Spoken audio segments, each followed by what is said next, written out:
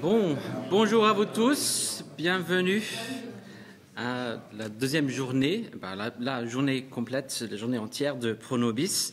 On était nombreux à être là hier, donc on a déjà commencé, et comme j'ai expliqué, l'idée c'est un peu de faire un peu de stretching théologique.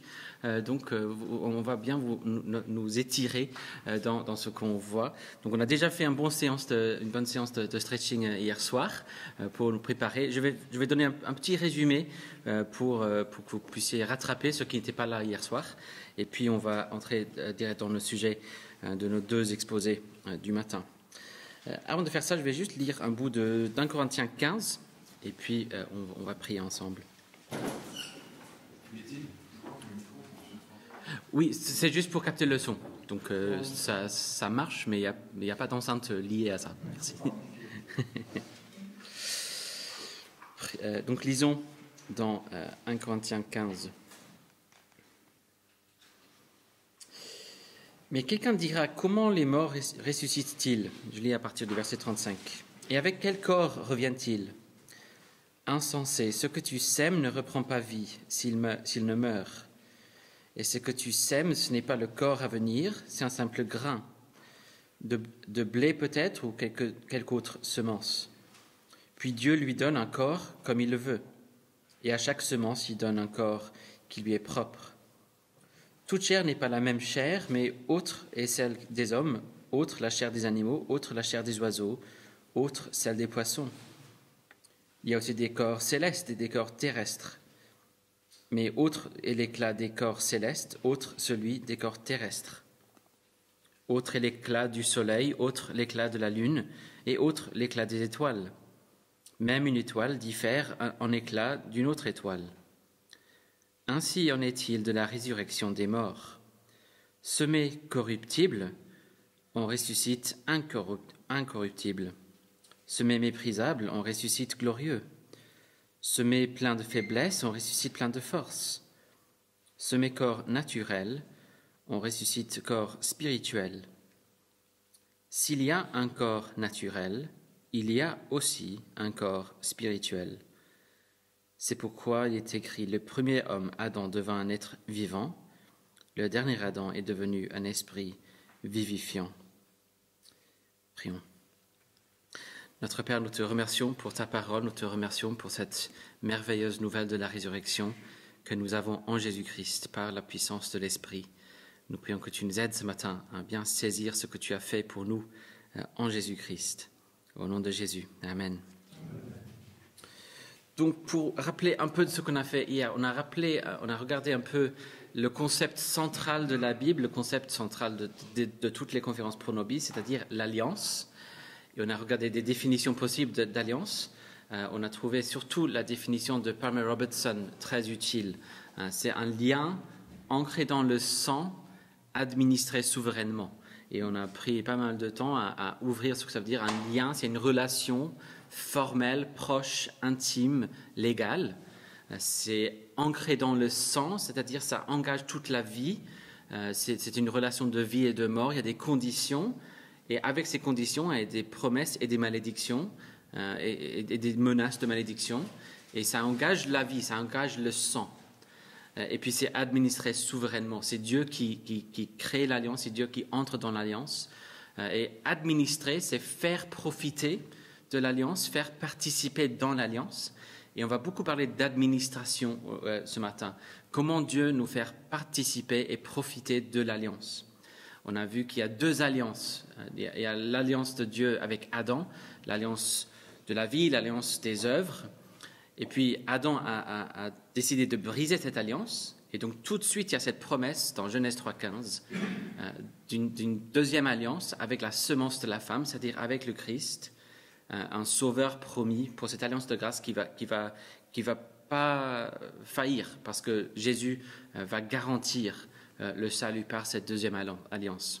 Et donc, on a vu qu'il y a plusieurs administrations, plusieurs façons de faire participer dans l'alliance de la grâce, et ça change avec le temps. Mais c'est une seule alliance de la grâce. C'est des sous-alliances qui font participer dans l'alliance de la grâce. Et donc, on va regarder tous ces sous-alliances dans la deuxième séance ce matin. Maintenant, on va juste comparer les deux alliances, l'alliance de la vie ou l'alliance des œuvres et l'alliance de la grâce. C'est ça l'idée.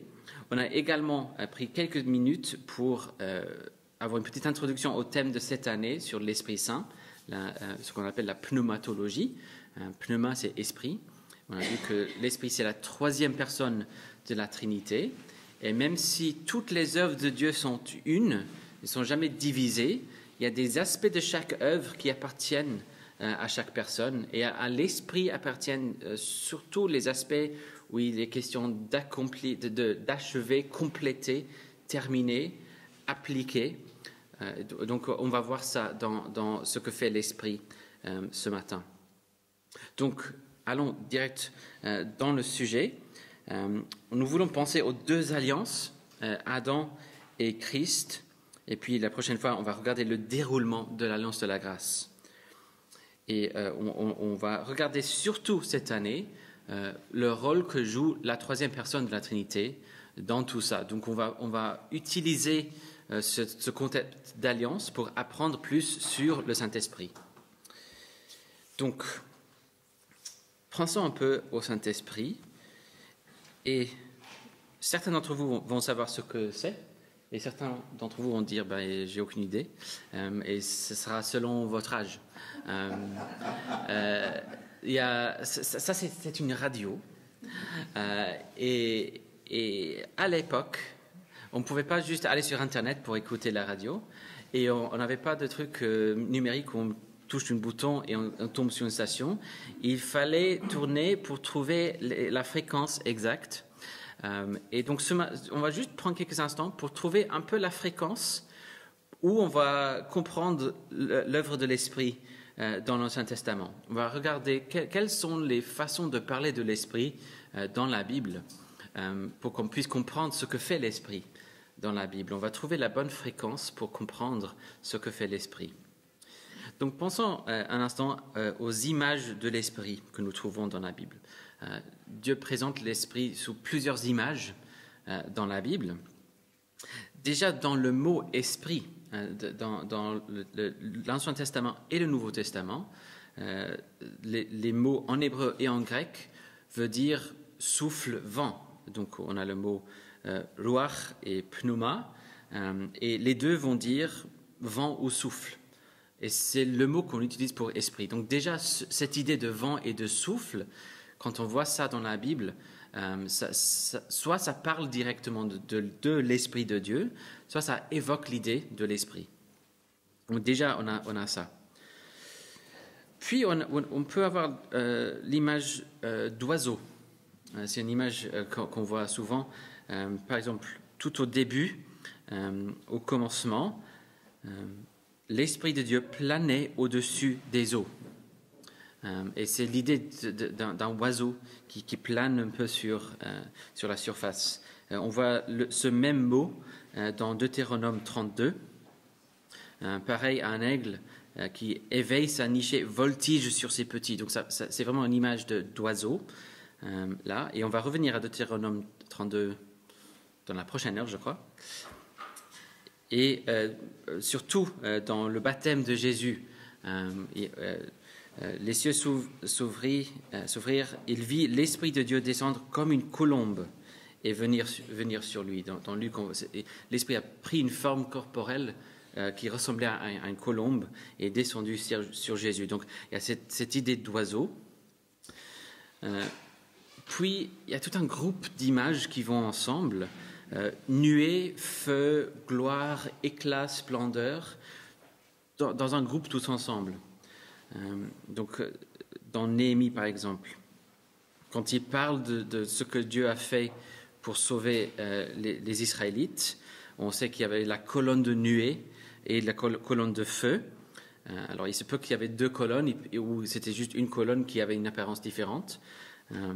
Dans ta grande compassion, tu ne les as pas abandonnés au désert, et la colonne de nuée n'a pas cessé de les guider le jour dans leur chemin, ni la colonne de feu pendant la nuit, d'éclairer pour eux le chemin qu'ils avaient à suivre. Tu leur as donné ton bon esprit pour leur accorder du discernement. L'esprit est lié avec cette nuée, cette colonne de feu. Et il y a au moins un théologien, parce que même dans Deutéronome 32, même ça, quand il parle de celui qui est comme l'oiseau, il parle de la nuée. Et donc, il y a certains qui disent, en fait, dans Genèse 1, c'était comme une colonne de nuée sur la terre qui faisait tout ce travail. Donc, il y a vraiment un lien très étroit entre la colonne de nuée, l'idée de nuée et l'esprit. Ésaïe 63, quand il parle encore de l'époque de Moïse, alors son peuple se souvint des jours d'autrefois et de Moïse. Où est celui qui les fit monter de la mer avec les bergers de son troupeau? Où est celui qui mettait au milieu d'eux son Esprit Saint? Donc celui qui était au milieu d'eux était l'Esprit Saint, son bras resplendissant. Donc splendeur aussi, c'est lié avec ça. En fait, je n'ai pas listé, mais il y a l'idée de bras de puissance qui est aussi là. C'est surtout lié à l'Esprit. Donc quand on voit le bras de l'Éternel, la puissance de l'Éternel, ça va aussi parler pas mal de l'Esprit. Dans la suite de ce passage, il les fit mouvoir au travers des abîmes, comme un coursier dans le désert, sans qu'il trébuche, comme la bête qui descend dans la vallée. L'Esprit de l'Éternel les a menés au repos. C'était l'Esprit de l'Éternel qui guidait le peuple vers la terre promise. Donc voilà, on a nuée, feu, gloire, éclat, splendeur. J'ai aussi cité puissance et bras que je n'ai pas listé dans les diapos. On a aussi tabernacle et temple. Cette idée de l'esprit est très liée au temple. Et parfois, l'esprit est présenté comme un tabernacle, comme un temple.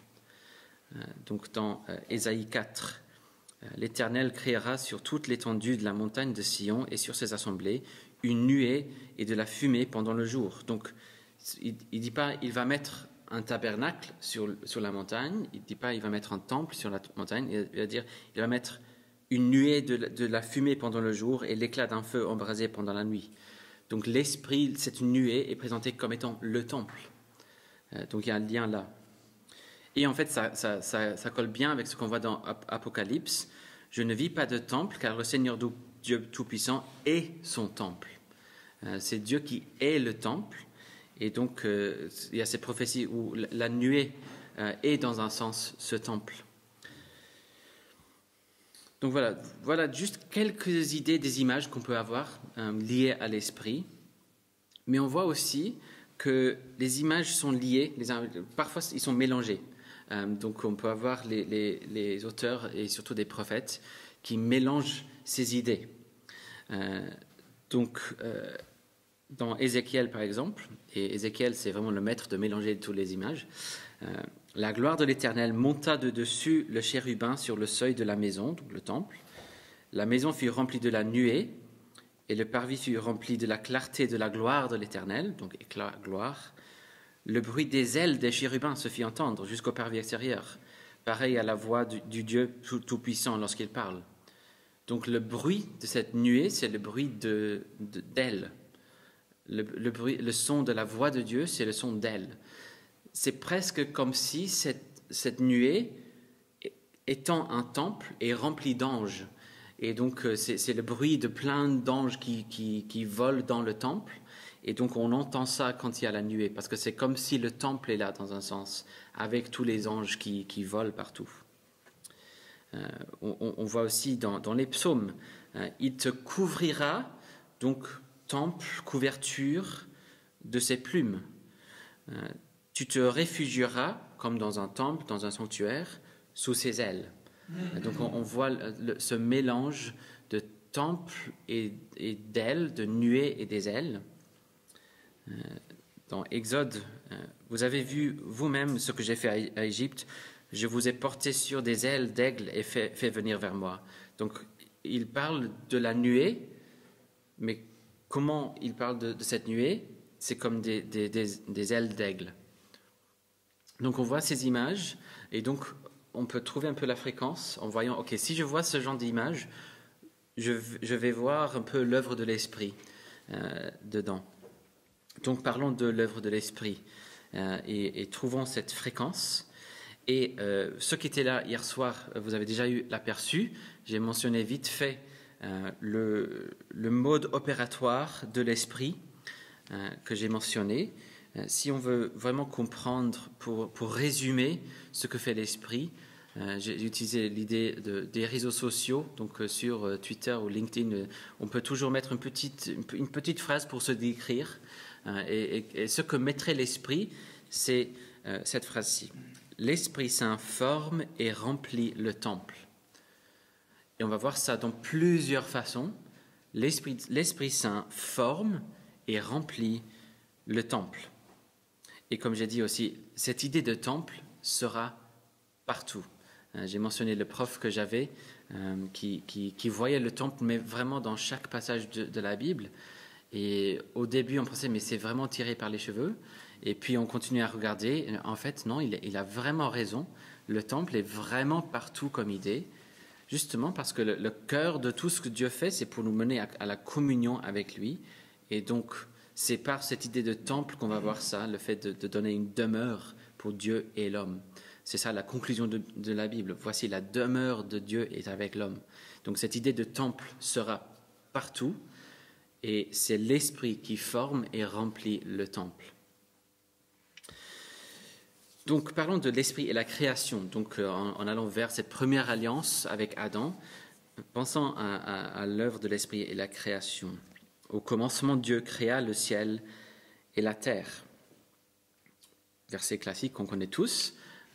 Peut-être à la chapelle de Nel, on connaît un peu plus parce qu'on étudie Genèse 1 à 3 en ce moment, quand c'est moi qui prêche de toute façon.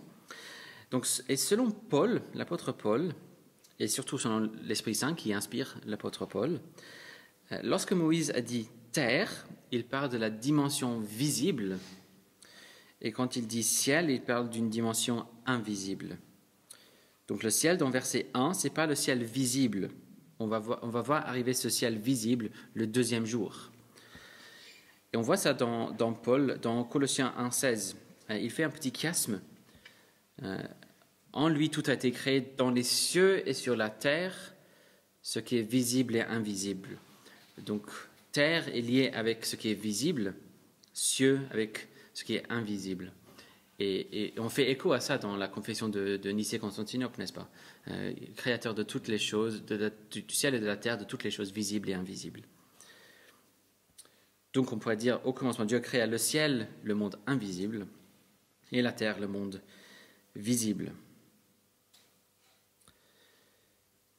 Et donc, puis on va voir le deuxième jour. Il y a l'étendue qu'il va appeler ciel, et ce n'est pas sans accident non plus. Il va donner le même nom à cette chose visible qu'il a donné à cette chose invisible, parce qu'il y aura un lien entre les deux.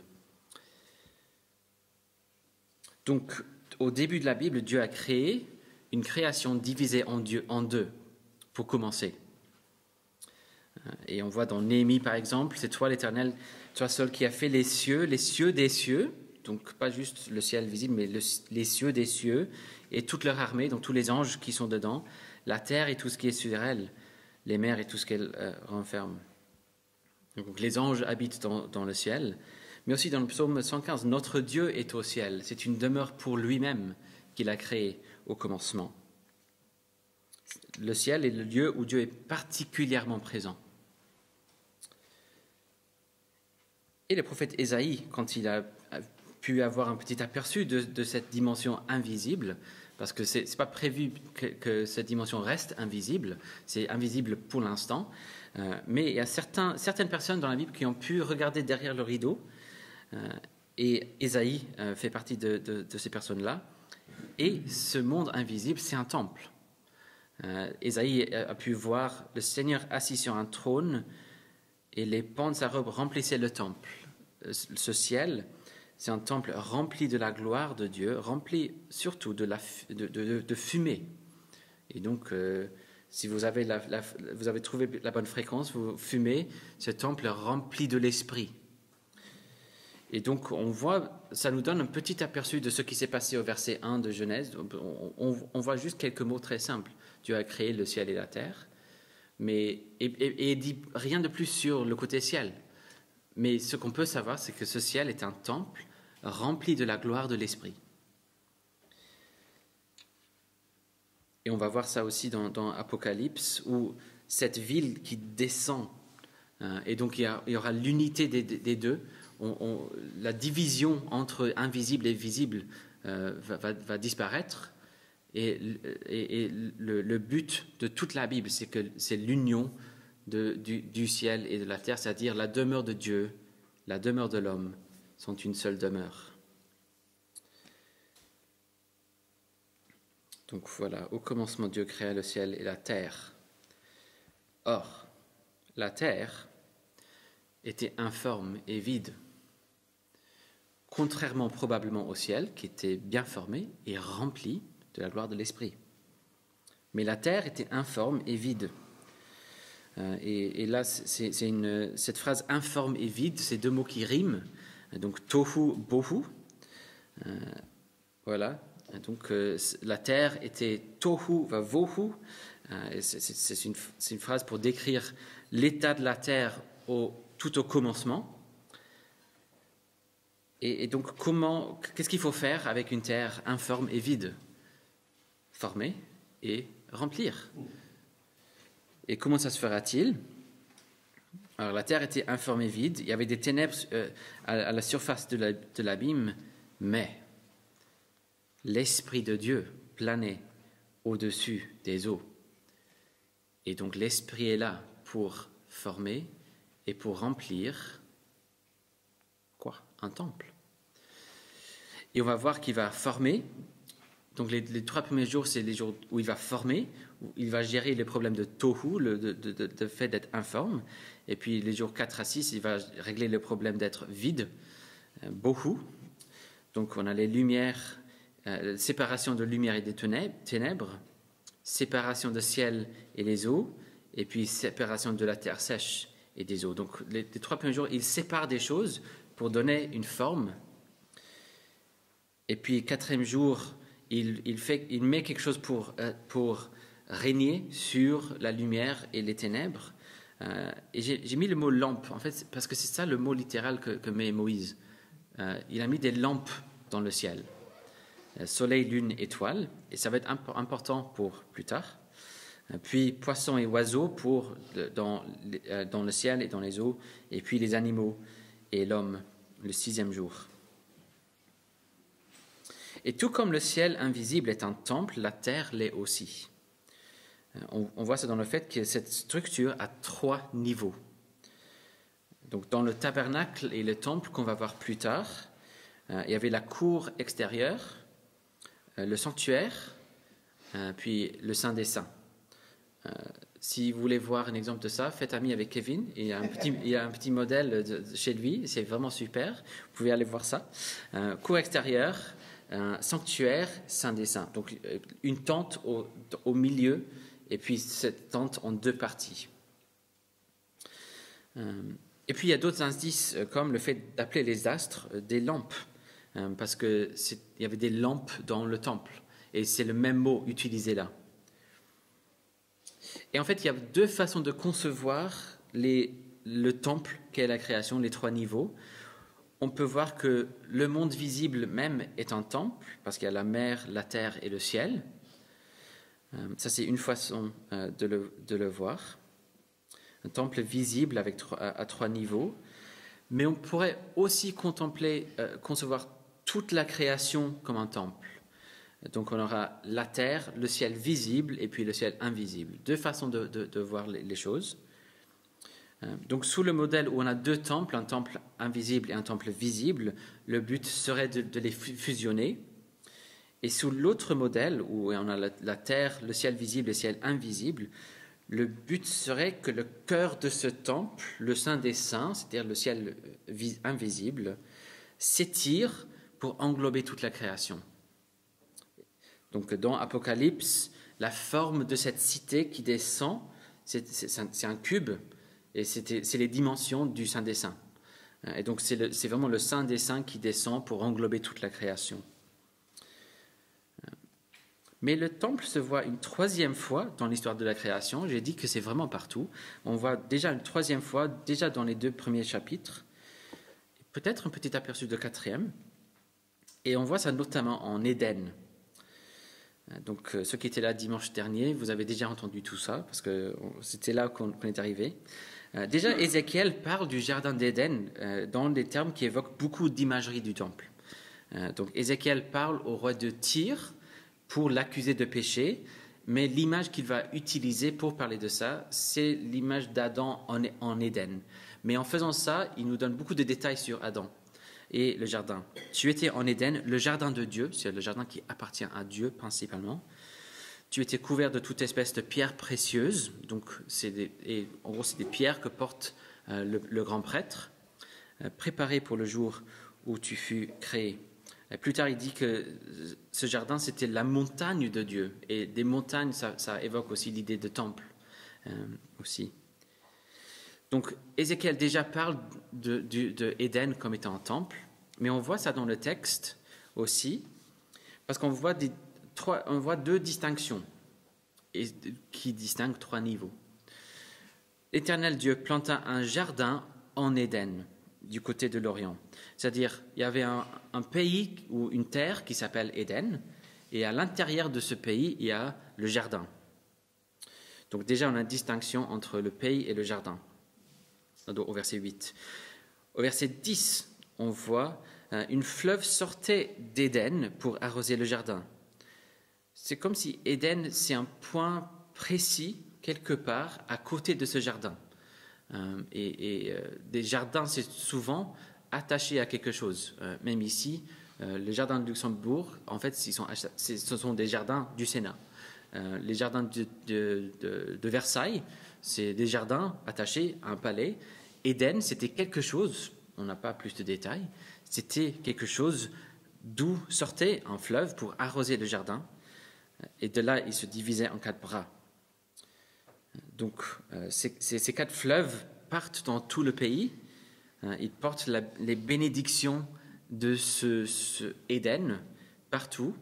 Ils préparent toute la terre pour l'expansion du temple. Donc, voici le temple, Éden, jardin d'Éden, puis le point Éden. Et dans le tabernacle et le temple qu'on va voir plus tard, c'est le sanctuaire, donc le deuxième niveau, le niveau au milieu. Ce sanctuaire avait plusieurs couches d'images, plusieurs sortes d'images, des images mélangées. D'un côté, le sanctuaire ressemblait au ciel visible. C'était très sombre, mais les rideaux étaient en bleu, pourpre et rouge, et donc ça faisait un peu le ciel la nuit. Les rideaux étaient bien épais, et donc on n'y verrait rien sans de la lumière dedans, mais on voit un peu de bleu et de rouge. Il y a du chérubin brodé dans les rideaux, et puis on a la lampe, un peu comme les étoiles. On a le menorah. Il y aura aussi l'autel d'encens, l'autel d'encens avec la fumée. Donc il y a de la fumée. Donc la lumière étincelle un peu et donc ça fait un peu ciel. Mais aussi par la présence de ce chandelier et aussi de la présence de la table qui est là, ce sanctuaire ressemblait aussi au jardin, le jardin d'Éden. Le chandelier était fait pour ressembler à un arbre, et surtout l'arbre de la vie. C'était un arbre brillant qui représentait la vie dans l'esprit.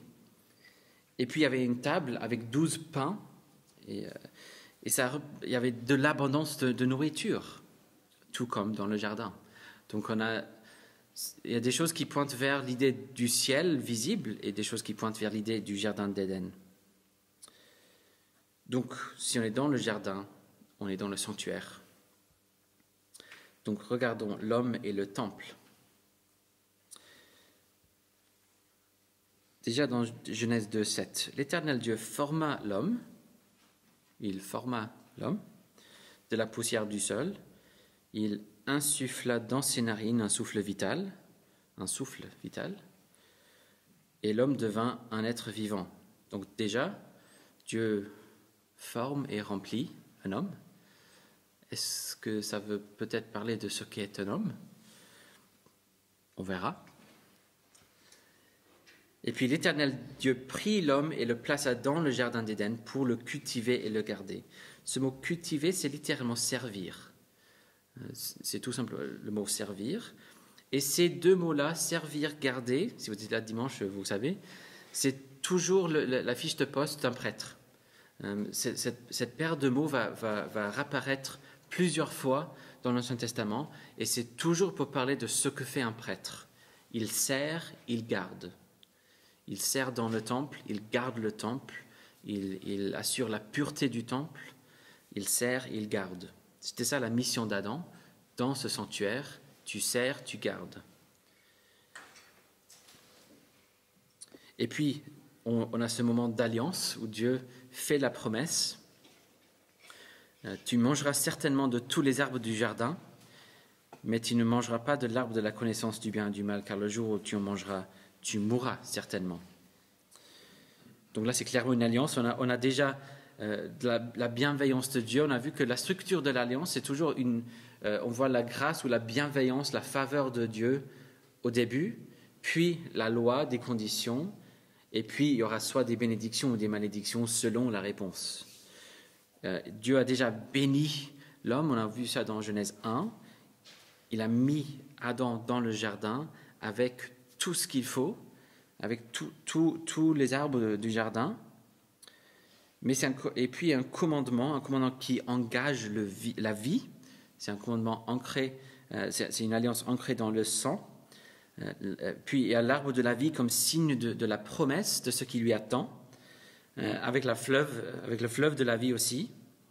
Donc, si tu obéis à cette loi, et si tu arrives à surmonter l'épreuve que tu vas passer, parce qu'il y a un serpent qui arrive, et il faut que tu gardes le temple. Si tu arrives à faire ça, alors il y aura de la vie, il y aura la fleuve, il y aura la vie qui vient d'Éden qui va te bénir pour toujours. Tu pourras accéder, comme faisait le grand prêtre une fois par année, tu pourras accéder dans le Saint des Saints. Le Saint des Saints sera partout. Donc il y avait ces signes de la vie et puis la malédiction, cette menace de la mort pour la désobéissance. Donc il y a certains qui voient ce qui se passe ici, ce n'est pas vraiment une alliance à part. Il y a certains qui voient juste une alliance. Mais en fait, c'est très important de voir qu'ici, c'est une alliance, et c'est une alliance différente. Parce qu'on va voir plus tard, l'idée de Adam et Christ comme les deux chefs d'alliance, c'est très important. Et puis, on pourra ajouter encore une petite détail dans notre résumé de l'œuvre de l'Esprit. Donc, si on dit que l'Esprit forme et remplit le temple, on peut dire que l'Esprit forme et remplit le temple en 2 étapes. C'est toujours comme il fait ça. Il va toujours former et remplir le temple en 2 étapes. Donc ce point Éden, signifié par l'arbre de la vie et le fleuve, représentait le fait qu'il restait quelque chose de plus. Il reste encore une étape, il reste encore des bénédictions pour toi. Il était dans le sanctuaire. Comment accéder au Saint des Saints? Comment Dieu est entré dans cet état de repos sabbatique? On a vu ça dans Genèse 1, mais comment l'homme pourra-t-il connaître cette même bénédiction du repos sabbatique dans la présence de Dieu? Donc c'était par cette œuvre d'obéissance qu'il devait à Dieu. Il est dans ce temple, parce qu'il n'est pas dans le Saint des Saints, il est dans le sanctuaire. Donc comment avancer? C'est par l'obéissance. Et donc, ce schéma que j'ai commencé à vous présenter hier, il y a la grâce ou la faveur souveraine. Je mis ça pour l'Alliance des œuvres parce que ce n'est pas la grâce, il n'a pas démérité, mais il n'a rien fait pour mériter non plus. Donc, il reçoit la bénédiction de Dieu, la faveur de Dieu, le fait d'être créé en son image, le fait d'être rempli du souffle de Dieu. En fait, on pourrait dire que c'est 2 façons de dire la même chose.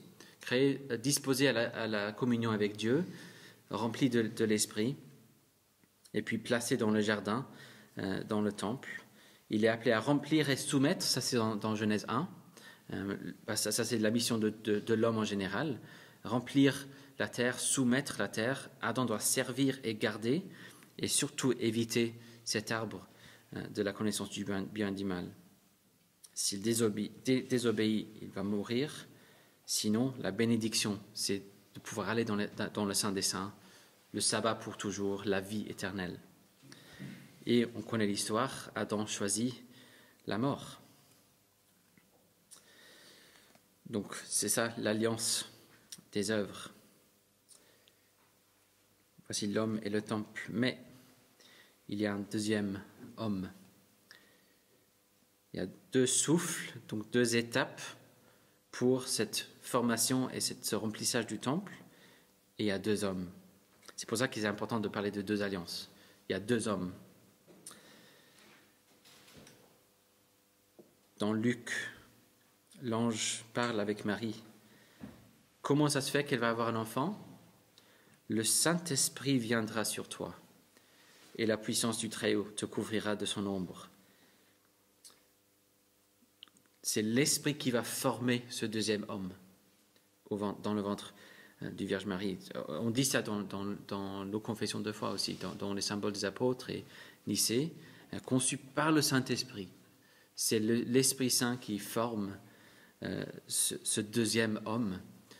C'est la première fois qu'il forme précisément un homme depuis Adam. Les autres, c'était par génération naturelle. Là, c'est l'Esprit qui forme un deuxième homme. Et puis, lors de son baptême, tandis que tout le peuple se faisait baptiser, Jésus fut aussi baptisé. Et pendant qu'il priait, le ciel s'ouvrit et l'Esprit Saint descendit sur lui sous une forme corporelle comme une colombe. Et il vint une voix du ciel: Tu es mon Fils bien-aimé, objet de mon affection. Et tout de suite après cela, nous lisons au verset 1er du chapitre 4, Jésus, rempli d'Esprit Saint, revint du Jourdain et fut conduit par l'Esprit dans le désert. Il va faire face à la tentation. Et là où Adam a pu faire face à la tentation dans le jardin, Jésus doit le faire dans le désert. Mais là, il est rempli d'Esprit Saint. Ce n'est pas pour dire qu'il n'était pas rempli d'Esprit Saint dans un sens général avant. Ce n'est pas qu'il n'habitait pas, qu'il ne vivait pas en communion avec Dieu avant. Mais là, l'Esprit le remplit pour une tâche précise. Il commence pour de vrai sa mission. Sa mission de chef d'alliance. Il est rempli d'Esprit Saint. Et après sa tentation, après avoir gagné la bataille contre le serpent, après avoir passé l'épreuve, Jésus retourna en Galilée avec la puissance de l'Esprit et sa renommée se répandit dans toute la région. Donc au début de son ministère, il entre de façon officielle dans son œuvre, il passe l'épreuve, ce que Adam n'a pas fait, et il reçoit l'Esprit une première fois. C'est une première réception de l'Esprit. Et puis l'épreuve de Jésus n'est pas terminée. Elle va atteindre un point culminant à la croix. Donc il reste des choses à faire. Il a passé la première épreuve. Mais puisqu'il va représenter des gens qui appartiennent à Adam, il y a des malédictions à prendre pour qu'il puisse les adopter, pour qu'il puisse les prendre. Et donc oui, il a passé l'épreuve que Adam a ratée, mais lui aussi a une autre obligation de prendre la malédiction de l'homme, la malédiction d'Adam sur lui. Et donc la deuxième épreuve attend, et donc l'épreuve de Jésus n'est pas encore terminée. La partie principale l'est, mais reste une partie essentielle aussi. Donc, ayant accompli l'obéissance à laquelle il était appelé, ayant accompli l'alliance, étant allé à la croix, qu'est-ce qui va se passer? La résurrection, bien sûr. Mais qu'est-ce que la résurrection? Est-ce que c'est juste Jésus qui se réveille, il dit « Ok, je suis fini avec ça maintenant ». Non, Jésus est un homme. C'est la puissance de Dieu qu'il faut pour ressusciter un homme. Et comment Dieu va-t-il ressusciter Jésus? Par le fait de recevoir du Père l'Esprit Saint. Donc, l'exaltation de Jésus, c'est lorsque le Père donne à Jésus l'Esprit Saint. Il donne Jésus en tant que Dieu, l'Esprit lui appartient de toute façon, parce qu'ils sont un seul Dieu. Mais là, un homme a reçu comme cadeau l'Esprit Saint lui-même. C'est un homme qui a comme possession l'Esprit Saint. Et donc le Père dit, tu as bien fait, tu as obéi, je te donne l'Esprit Saint lui-même. Et élevé par la droite de Dieu, il a reçu du Père l'Esprit Saint qu'il avait été promis. Et il a répondu, comme vous le voyez et l'entendez à Pentecôte. Donc, c'est comme ça que la Bible parle de la résurrection. Dieu l'a ressuscité. Comment? Par ce deuxième souffle. Dieu donne ce deuxième souffle à Jésus pour qu'il arrive dans cet état de gloire. Et donc dans 1 Corinthiens, que j'ai lu tout à l'heure, et c'est vraiment un passage merveilleux, et c'est assez dommage parce que c'est très dur à traduire, parce qu'il y a plein de jeux de mots, d'allusions. Mais voici ce que dit Paul. C'est pourquoi il est écrit, le premier homme, Adam, devint un être vivant, le dernier Adam est devenu un esprit vivifiant. Mais il me semble qu'il faut mieux traduire en fait. Le dernier Adam est devenu esprit, E majuscule, vivifiant. Dans la résurrection, Jésus a reçu l'Esprit Saint d'une telle façon qu'on ne peut presque pas distinguer entre le Messie et l'Esprit. L'Esprit est sa possession à lui. Il appartient à Jésus. C'est la possession d'un homme dans le ciel. Si bien que l'on peut presque dire qu'il n'y a quasiment pas de distinction entre le Messie et l'Esprit. Le dernier Adam est devenu esprit vivifiant. Il est devenu celui qui est l'Esprit qui donne la vie. Il n'est pas transformé dans une autre personne de la Trinité, mais ils sont liés si proches qu'ils sont quasiment, fonctionnellement, la même chose. L'Esprit donne la vie, le Christ donne la vie, le dernier Adam, un homme dans le ciel, donne la vie.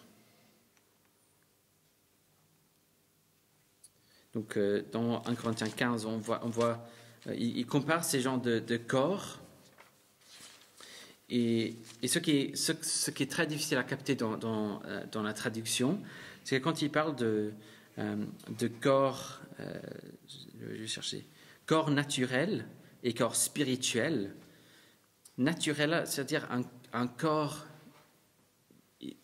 c'est le mot psychique, c'est un corps avec une âme. Et puis, dans cette citation, le premier homme, Adam, devint un être vivant, un être avec une âme. Et donc, Adam était l'être avec une âme, mais Jésus, c'est le corps spirituel. C'était toujours ce qui était prévu pour l'homme, c'est qu'il soit un être psychique, naturel, et puis qu'il devienne spirituel. Donc, Adam était dans ce premier état d'avoir son âme, d'être vivant, mais puis c'était toujours prévu qu'il passe pour être cet être spirituel, pour être celui qui peut donner la vie. Mais c'est le dernier Adam qui a pu faire ça. Le dernier Adam est devenu esprit vivifiant. Mais est-ce qu'il y a d'autres façons de parler de cette réception de l'esprit? Oui.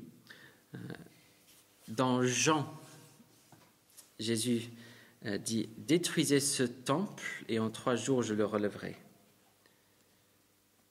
Donc, Jésus se présente lui-même comme un temple. Et donc, la résurrection, c'est lorsque l'Esprit reforme et remplit d'une façon définitive le temple. L'Esprit est celui qui forme et remplit le temple en 2 étapes. Il a formé dans la première étape en formant Jésus, puis il reforme et il remplit de façon définitive, éternelle, le temple en donnant, lorsque Dieu donne l'Esprit à Jésus-Christ. Et comment ça marche pour nous? Comme on a vu dans la citation, comment aller de cette histoire, c'est beau cette histoire, mais comment aller de l'histoire au salut? C'est justement par l'idée d'alliance. Quelle est la solution à mon problème? Mon problème, c'est le fait que je suis représenté par Adam premier. La solution, c'est le fait d'être représenté par Adam II. Et donc, je veux être représenté par Adam 2. Et donc, je mets ma foi en lui. Et donc, par alliance, je reçois tous les bienfaits, toutes les bénédictions qu'a reçues Adam 2. Et c'est très approprié qu'on fasse ça le week-end Pentecôte parce que c'est justement de ça qu'on parle. Dans Psaume 133, on a cette image d'un prêtre lors de sa consécration. Et puis il y a l'huile qui est répandue sur sa tête et qui descend sur la barbe et donc sur ses vêtements. L'huile qui est répandue sur la tête et puis qui descend. Et c'est l'idée qu'on voit dans Pentecôte. L'Esprit Saint est répandu sur la tête, c'est-à-dire sur Jésus, et puis par le fait de notre union avec lui, cette huile, cet esprit descend également sur nous. Autre façon de le voir aussi, dans Pierre, il nous parle comme étant des pierres vivantes, des pierres vivantes. Jésus est en bout du temple, c'est vraiment le pierre d'angle. Et puis nous, on est des pierres aussi. Donc l'Esprit nous forme en un temple et nous remplit par le fait de former et remplir Jésus-Christ. Donc par le fait d'être unis à lui, par la foi, nous sommes aussi le temple. Nous sommes formés dans l'union avec Jésus et remplis de l'Esprit pour vivre cette union avec lui. Donc voici les points pour cette première étape, les images de l'Esprit qu'on a regardées, l'œuvre de l'Esprit, l'Esprit, la création, l'homme et le temple, le deuxième homme. Certaines de ces images vont nous aider après, lorsqu'on va voir le déroulement de cette alliance de la grâce. On va suivre toutes les administrations pour voir comment on peut mieux connaître l'Esprit. On a vu, ça c'est le plan global. Comment est-ce que je peux mieux comprendre, mieux connaître l'Esprit, mieux comprendre ce qu'il fait, mais mieux le connaître dans ma vie aussi. On va découvrir ça dans la prochaine séance. Donc, est-ce qu'il y a des questions pour clarification? Oui, Alex. Ce n'est pas une question, mais c'est plus pour aller dans ton sens quand tu as parlé de Christ qui est devenu esprit vivifiant. Mm-hmm. La manière dont les deux sont pratiquement identifiés Ouais. ensemble. Ça m'a fait penser à Jean 14, quand Jésus promet le Saint-Esprit, qui dit « Je ne vous laisserai pas orphelin, je viens vers vous ». Exactement. Il parle de l'Esprit, en fait. Voilà. Et dans la commission à la fin, je suis avec vous, mais t'es pas là. Mais si, par l'Esprit. On a vu dans le catéchisme d'Heidelberg, on a lu ça ensemble dimanche, avant la Sainte Seine. Et il y a toutes ces questions, mais Jésus n'est pas là. Mais si, par l'Esprit, il est là. Et justement, après sa résurrection, qu'est-ce qu'il fait? Donc, pour montrer, c'est ça que je vous donne. Je vous donne le souffle, mon souffle de vie. Je vous partage avec vous. Donc, mais oui, il est présent avec nous par l'Esprit. C'est pas une façon de dire il n'est pas vraiment avec nous. C'est une façon de dire il est vraiment avec nous. J'ai entendu une fois Tim Keller prêcher sur la résurrection et Marie qui voulait l'attraper. Non, ne me touche pas parce qu'il vaut mieux pour toi que je parte. Parce que là, je te connais comme quelqu'un qui est juste derrière ton dos. Mais si je pars, je te connaîtrai, mais vraiment quelqu'un qui est dans ton cœur. Tu seras rempli de moi-même. Tu seras rempli de l'Esprit vivifiant. Tu seras rempli de Jésus-Christ. Jésus-Christ sera dans ton cœur. C'est vraiment ça, la bénédiction qu'on reçoit. Une façon de dire, l'Esprit Saint prend tout ce qui est à Jésus-Christ et nous le donne. C'est lui qui applique, c'est lui qui termine, c'est lui qui accomplit, complète. C'est lui qui prend tout ce que Jésus a fait et nous donne tous ses bienfaits. Et donc, en fait, occasion de faire la pub pour un des livres. Lisez bien Le Christ et ses bienfaits. J'ai été invité l'année dernière à faire un podcast pour parler de ça parce que je connais un peu le gars qui gère les traductions. Il m'a demandé d'écrire une recommandation. il m'a mis en premier. C'est un peu ridicule. Personne ne me connaît, mais bon. Mais je t'aime bien, donc je t'ai mis en premier. Ok. Et un peu ridicule pour moi d'être la personne qui recommande Sinclair Ferguson. Vous voyez Sinclair Ferguson, vous achetez, vous lisez. C'est simple. Mais ce que j'ai dit dans ce podcast, au moins pour le titre en français, le titre en anglais c'est The Whole Christ, le Christ en entier. Le Christ, c'est bien fait, c'est quand même un bon titre, c'est tiré, c'est presque une citation de Jean Calvin. Le mot à saisir, c'est « et ». Le Christ et c'est bien fait. C'est pas juste que il y a Christ et puis il me donne des bienfaits et puis je m'en vais. Non, le Christ et c'est bien fait. Ce que je reçois Christ et puis en lui je reçois des bienfaits. En fait, j'ai mis une citation de Calvin et ça m'aiderait de le chercher. Voulons-nous recevoir justice en Christ, il nous faut posséder Christ premièrement. Si je veux avoir la justice, c'est pas aller à Jésus. Tu peux me donner la justice, s'il te plaît? Et puis je m'en vais.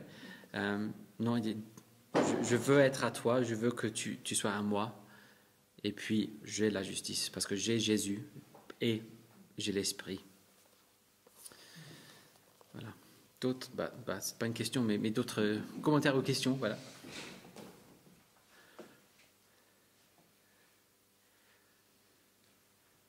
On peut avoir du café, c'est ça? C'est ça la question? Ok, très bien. Juste prier et puis... oui, pro novice et pro café. Voilà, donc prions. Notre Père, nous te remercions pour ta grâce incroyable. Merci pour l'Esprit Saint.